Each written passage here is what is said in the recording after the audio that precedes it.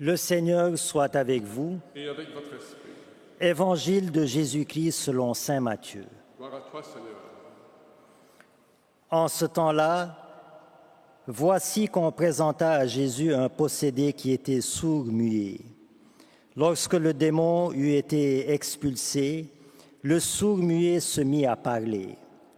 Les foules furent dans l'admiration et elles disaient « Jamais rien de pareil ne s'est vu en Israël. » Mais les pharisiens disaient « C'est par le chef des démons qu'il expulse les démons. » Jésus parcourait toutes les villes et tous les villages, enseignant dans leurs synagogues, proclamant l'évangile du royaume et guérissant toute maladie et toute infirmité. Voyant les foules, Jésus fut saisi de compassion envers elles, parce qu'elles étaient désemparées et abattues comme des brebis sans berger. Il dit alors à ses disciples, « La moisson est abondante, mais les ouvriers sont peu nombreux. Priez donc le maître de la moisson d'envoyer des ouvriers pour sa moisson. » Acclamons la parole de Dieu. Louange à toi, Seigneur Jésus.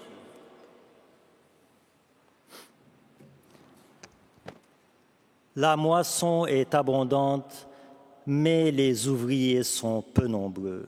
Alors, ce cri du cœur de Jésus retentit 2000 ans plus tard, car aujourd'hui encore, en 2025, la moisson est abondante, mais les ouvriers sont peu nombreux. C'est-à-dire qu'il y a tant de personnes dans le monde entier qui sont en attente d'être enseignées, d'être éclairées, d'être guidées vers les chemins de la sainteté et du royaume des cieux. Mais ceux qui enseignent, ceux qui éclairent, ceux qui guident vers ces chemins sont peu nombreux. Autrement dit, les assoiffés sont nombreux, mais les pourvoyeurs d'eau sont peu nombreux. L'offre est inférieure à la demande. Il y a pénurie de main-d'œuvre. Et pour le dire plus simplement, frères et sœurs, il y a pénurie de prêtres. Il y a manque de prêtres par rapport à l'immensité de la mission de l'Église. Car la foule désemparée, abattue et sans berger dont Jésus a pitié, a compassion dans l'évangile d'aujourd'hui, eh bien, c'est la foule innombrable du XXIe siècle qui est assoiffée d'amour, assoiffée de sens, assoiffée d'espérance, mais peu nombreux sont les prêtres pour leur apporter l'eau vive, Jésus-Christ, afin d'étancher leur soif multiforme. Le manque de prêtres, frères et sœurs, la crise des vocations sacerdotales est sans doute une des crises les plus négligées dans le monde, une des crises dont on parle le moins dans le monde par rapport aux crises sanitaires, politiques, sociales, économiques, diplomatiques, etc.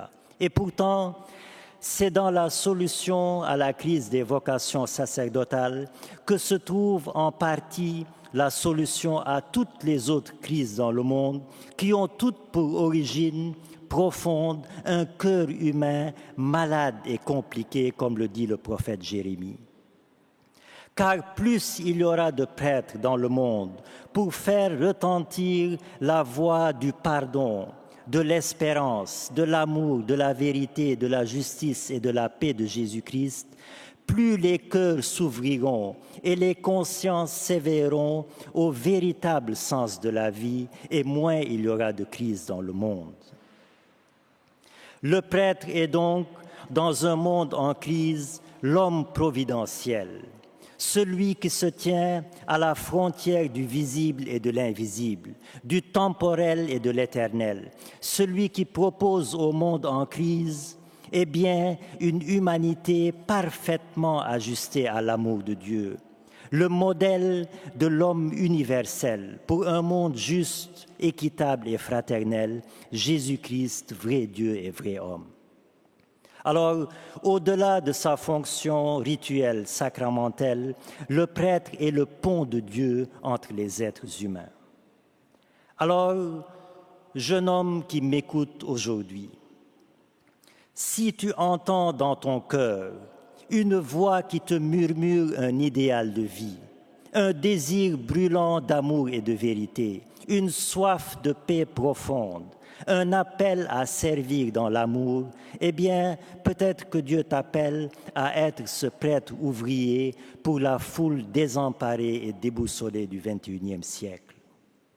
Et si en même temps que cet appel de Dieu à la prêtrise retentit dans ton cœur, retentissent aussi dans ton cœur les sirènes tentatrices du monde du XXIe siècle, et que le choix entre Jésus et le monde est difficile pour toi, alors fais appel courageusement à ta liberté et choisis entre l'amour pacifiant de Jésus et le fardeau pesant de la mondanité. Écoute Jésus te dire: venez à moi, vous tous qui peinez et ployez sous le fardeau, et je vous donnerai le repos. Être prêtre de Jésus-Christ pour son Église, c'est un don de Dieu à ne pas manquer. Alors, si ton cœur bat pour Jésus-Christ, ose l'amour total, ose lui donner ta vie comme prêtre, offre-lui ta vie tout entière comme il t'a offert lui-même sa vie comme grand prêtre par excellence. Et un jour devenu prêtre, tu diras, comme disait sainte Thérèse de Lisieux, « Mon chemin est sûr et je ne me suis pas trompé en le suivant. » Amen.